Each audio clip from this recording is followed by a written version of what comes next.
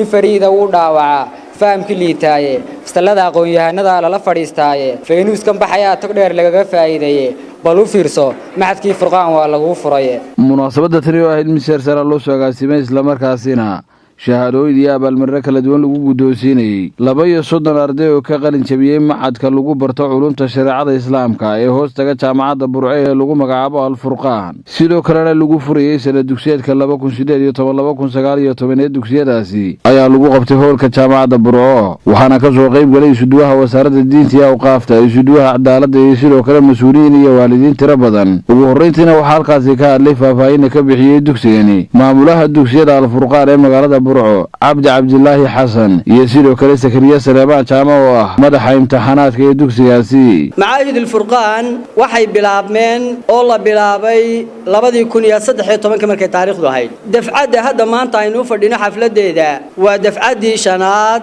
oo ay ka qalin jabiyaan ardaydii ka baxday معاهد الفرقان معاهدان yaa wada oo asalkeedii hore yaa aasaasay maxaa loo aasaasay waxyaabihii loo aasaasay ee ahdaafta ahayd ma fuleen waxa furay معاهد الفرقان jaamacada burco ardaydii ka baxday arday kamid ah ayaa furtay sababaha ay u fureenna waxay ahayd ardaydii markii ay baxeen ee aqoontii ay dhameysteen su'aal baa la isweydiiyay oranaysa war jaamacadii masaasaynu kaga tagnaa oo dad intay warqad qaateen suuqooda dhinac ka galay baynu noqonaa mise jaamacadii waxbaynu ku celinaayo midhihii ay soo saartay baynu noqonaa dib baynu wax ugu celinaa jaamacadeeni heshiiskii laga gaaray wuxuu noqday meesha ka soo baxay in jaamacadii wax lagu celiyo ee aan sida lagu tagin oo aan cilmigii laga bartay aan dib loola fadhiisan midhahoodii waa la arkaa maadaama ay dafcadii shanaad maanta ay baxday waxaan leenahay jaamacadii wixii ay naga sugaysay waan u soo celinay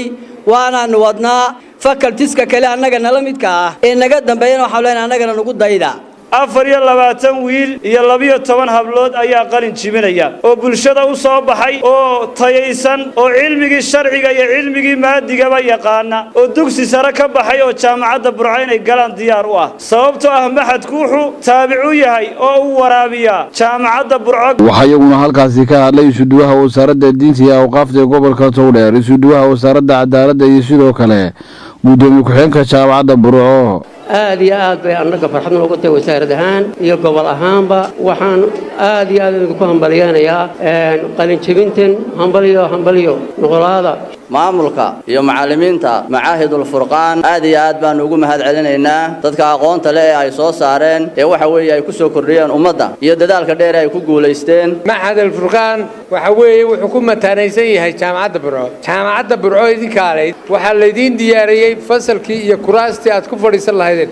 macallinkii waxa idin dhigi lahaa waa la diyaariyay waxa weeye aad baad u mahadsantihiin Ibrahim Farax Macaan iyo Cable TV burco.